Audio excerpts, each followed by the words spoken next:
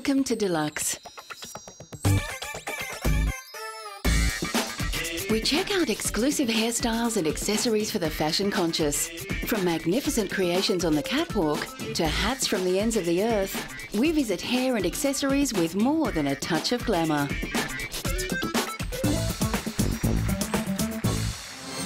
Hair is a woman's crowning glory, and many women spend more on their hair than any of their other accessories. Hairdressers are normally restricted by the tastes of their clients, tastes which are often conservative. However, in a special fundraising event in the UK, these creative and often flamboyant professionals were offered a rare chance to let their imaginations run riot. The three Rizzo brothers, London hairdressers, began the Alternative Hair Show as a charity event over 20 years ago. Tony Rizzo lost his young son to leukemia, and in an effort to deal with his grief, the brothers began the show, with all proceeds going to the Leukemia Research Fund. From humble beginnings, the night has grown steadily in scale and reputation. And in 2005, 16 salons from around the world filled London's Royal Albert Hall. I do it because it's obviously a great event for raising money for a good cause, and it's obviously it's a way to express myself, because this show you can do anything, and it's, you know, actually they encourage you to do anything, so it really is a good vehicle for creative freedom. The theme of this show was Renaissance. Many of the highly skilled hairdressers enjoyed the opportunity to play with international trends. In Japan, now popular as extension, but this country also popular as extension. But I try to extension is more so crazy feeling. That's all. This year's audience was in for a treat because the guest star was none other than Vidal Sassoon. Vidal is one hairdresser whose name has become a household name, and his particular brand of hairstyling revolutionised London and in turn the world. Backstage at the show, he was reflective on his many years spent in the industry. I've been around the hairdressing world for 63 years. The whole essence of hair as we knew it as when we were very young has changed. Hopefully our team have been partly responsible for that. The glamorous event raised over £5 million and proved rich creative fodder for many corner shop hairdressers. In 2006, the Alternative Hair Show was held in London's Freemasons Hall. And this time, 18 teams from across the world sent their best and brightest hairdressers to impress the audience. The theme of this show was Regalia, and the show was also staged in Chicago, USA and Bologna, Italy. For many of the participants, it was once again a chance to make hair creations that most clients would refuse to leave the salon with. The look we're going for is creative, a work of art, the combination we want to show the world that hair is a form of art, and that's the connection we try to give to the people. For these committed professionals, a big part of the draw card of this show is to be able to share the stage with their gifted colleagues and have the opportunity to catch up on the opposition.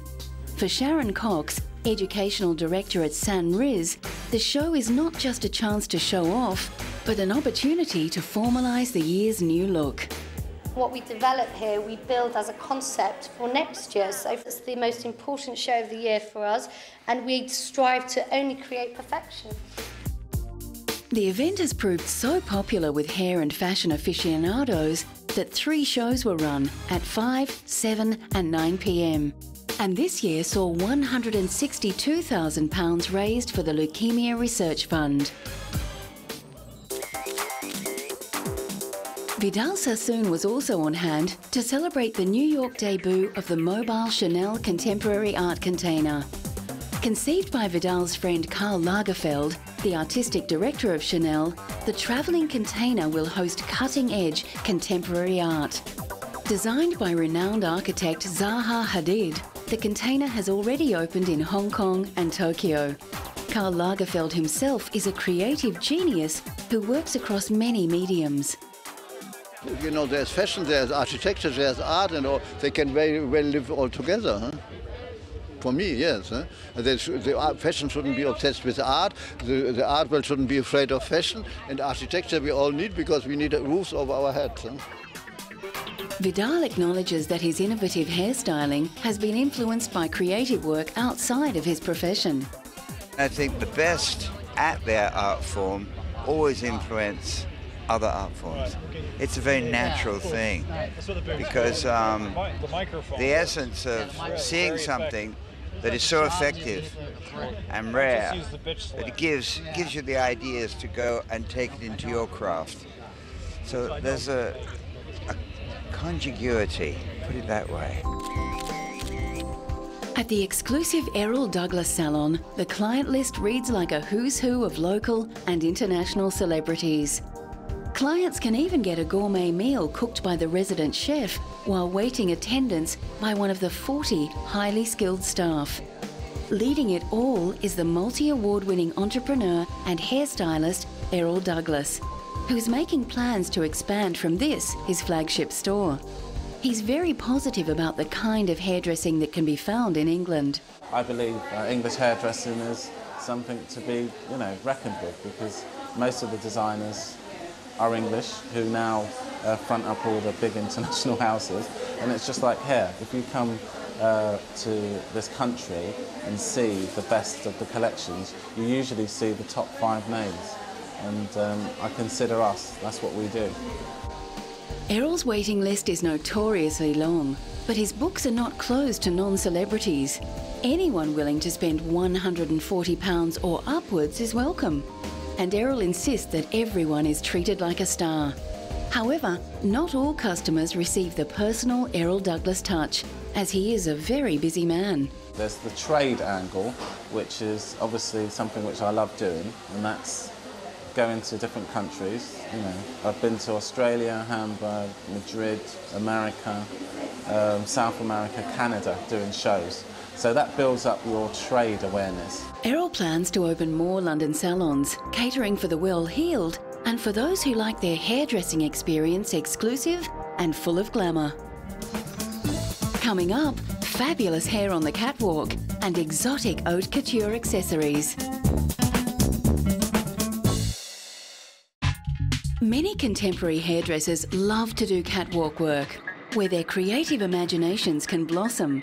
Long discussions with the haute couture designer typically end in frenzied but organised chaos as they prepare all the models for the show. Gianfranco Ferri recently sent models down the catwalk in La Scala Opera House with his signature detailing more sombre and his typical full-sail blouses slimmed down. The stunning look was a unique combination of retro and modern, and the hairdressers working backstage had the opportunity to create styles not usually worn by the public. It's like a Victorian feeling, very dry, very kind of like matte. The inspiration is an interpretation of new Victorian way of doing the hair. It's going with the clothes. There is a little bit, the feeling is a little bit Victorian. As top British model Alex Weck waited her turn, she found time to discuss the accessory line she's designing. It's not really about doing everything. Obviously, I didn't just start last season, but I'm busy as well, having like meetings and, kind of having fun with the handbags that I started designing like 4 years ago. And, all the inside is the painting. So it's kind of nice to kind of pop out and do like a foray show and then kind of go back home and work on my paintings and my bags, so definitely. Known as the designer who puts on extraordinary shows, but who makes unwearable clothes, Italian designer Alessandro Consiglio boasts that his new collection is a return to the sensible. Previously, Alessandro has shown collections featuring clothing made from cigarettes, tree bark, and even ham and dried fruit vacuum-packed in plastic. I believe that this collection shows my side as a designer, because the others have been creative performances with a lot of energy, but they didn't show the collections. This is a designer's collection, so this time I can define myself as a designer. However, even in this show, highly elaborate coiffures on each of the models helped create a bizarre, otherworldly quality, continuing the fluid line created by his elegant clothes. A great deal of skill was required by the models, who had to negotiate high heels, towering headdresses, and large fake birds. Alessandro asks a huge amount from his artistic collaborators in order to achieve his unique vision. Each model is different because it's all this for every dress. Every dress is a special dress, and every hairdo it's different because it's okay. When you see the fashion show, you understand what I mean. Vivienne Westwood has also made a name for herself as a cutting-edge haute couture designer, and her stunning and flamboyant work is always accentuated by the hair designs she sends down the catwalk. Vivienne works closely with the most avant-garde stylists in order to create her unique look, and it's clear that many in this audience are fans of her refreshingly bravura style. However, first on the outdoor stage in Berlin was a more conservative range by the German fashion label Strenesi. Despite what may appear to be a natural look, the models had to submit themselves to hours of preparation. Preparation which turns their individual look into the ideal image the designer seeks. Much more than just a walking clothes hanger, models present the clothes just as the designer envisages them, as if on the perfect client. The look of the show is such that everybody has long, straight hair. Those who don't have enough long, straight hair have long, straight hair glued on. This explains the piles and piles of hair in all different colours. There is something for everyone here. In this backstage glimpse of Uber stylist Christian Lacroix's latest Paris show, we can see not only how much attention he pays to the model's hair, but also the fine attention to detail in the accessories that will be worn.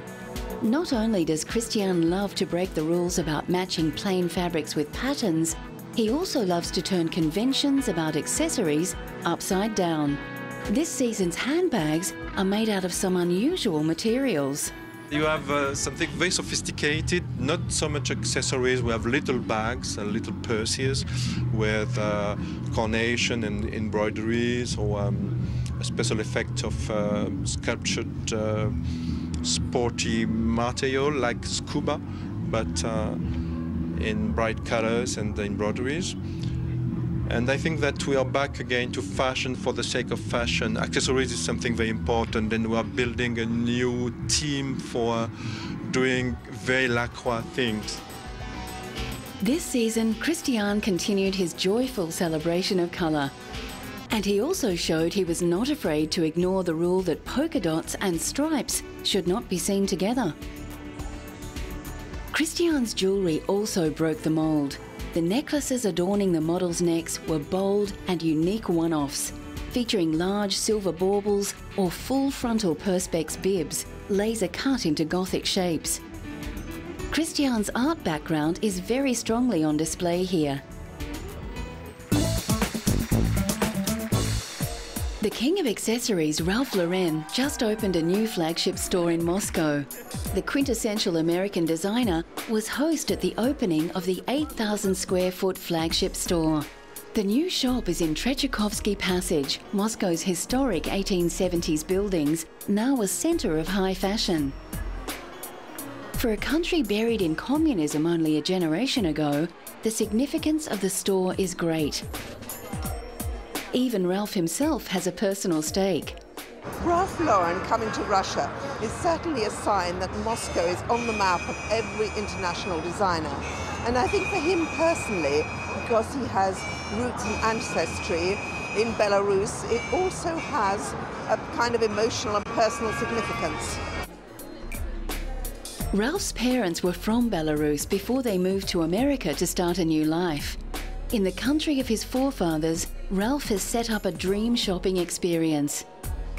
The multi-storey store offers everything from male and female ready-to-wear to made-to-measure, and of course glamorous accessories including alligator bags and fine jewellery.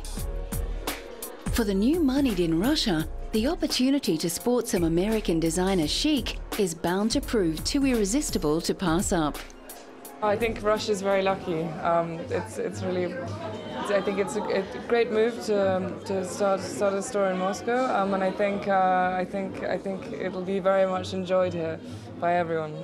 He has a wonderful style, and I think it's a very exciting new beginning for everyone.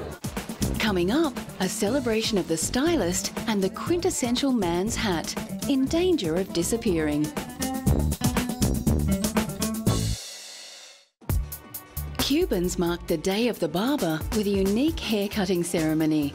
In old Havana, piles of hair cascaded to the clay tiles as 100 models had their hair cut by barbers in a special commemoration of the old-fashioned corner barbershop. In Cuba, many people still attend their local barber rather than a specialty hairdresser, and the group cut was a chance for these professionals to show off their skills.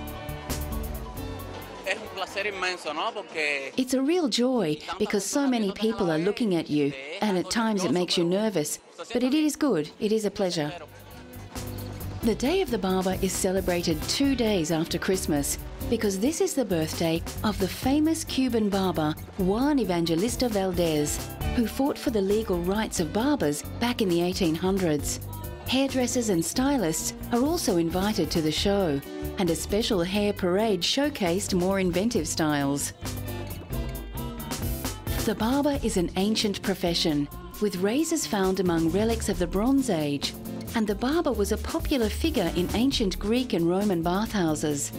Now it's not just men who work as barbers, and some even see their role as much more than just a hair cutter. I like my profession because it makes people happy, and they see that they change and it gives themselves a good image on life. In total, more than 300 satisfied clients walked away with a new look. One of the most elegant and enduring accessories is the Panama hat. Despite their name, this must-have fashion item originated in Ecuador, but came to be called the Panama hat because labourers cutting out the canal wore them. After the Panama Canal was opened, it was also used to ship the hat to an eager European market. In Ecuador, many local craftspeople still make the hat the old-fashioned way, for labourers and for princes.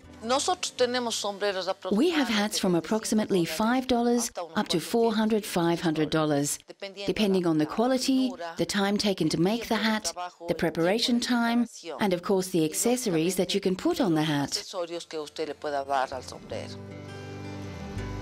The hats are traditionally woven by women in the mountain city of Cuenca, which is the homeland of the Panama hat, and they can take up to 4 months to make.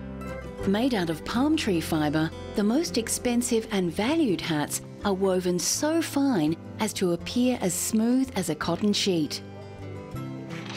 The most expensive hats are known as super fino, and they can pass through a wedding ring and set you back thousands of dollars. But this specialist craft is dying out in the face of cheap Chinese imports. However, real connoisseurs remain uninterested in the mass-produced Chinese copies. I'm very proud of my Panama hat. I've come all the way to Cuenca to buy a Panama hat, and I think it's absolutely great. In an effort to diversify, many hat manufacturers are now producing many different kinds of hats, including hats aimed at the female market. In Ecuador, women wear the traditional Panama hat, but this is a trend yet to take off in the Western world. Some manufacturers are even making handbags in the traditional fine woven fabric.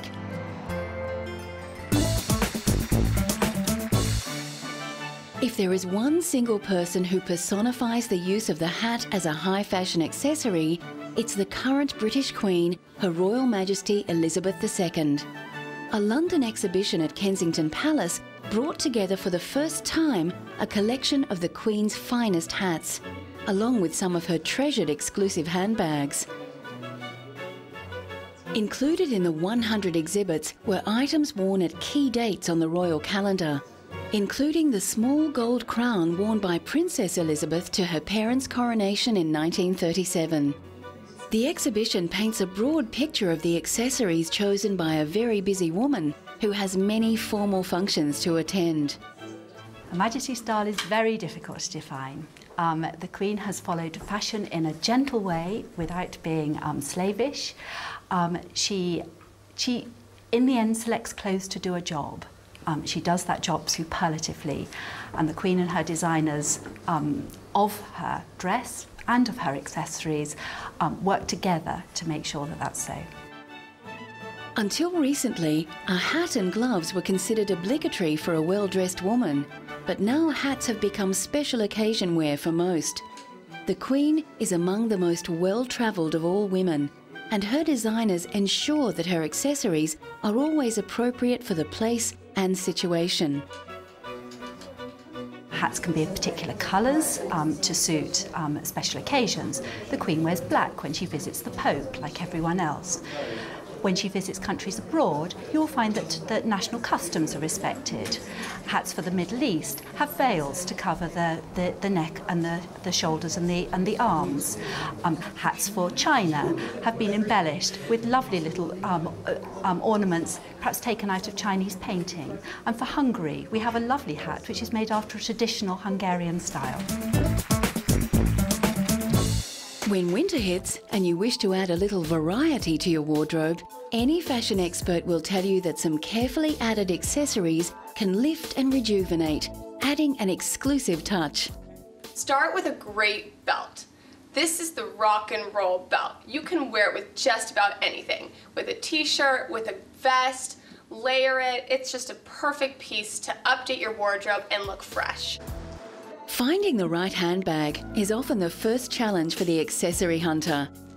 Here, a large lambskin bag offers beauty and space. Often the most expensive accessory, the right bag can last years and upscale even the most drab wardrobe. Scarves are the winter accessory par excellence, and tying the right scarf just so can solve many fashion problems. The best way to tie a scarf and make it look really cute is to double it up, tie it around the neck, and put it through the loop. One very easy way to brighten up a wardrobe is to add bangles. The more the merrier is the modern catch cry, and the ideal arm arrangement includes exclusive gold and silver pieces mixed up with cheap costume jewellery.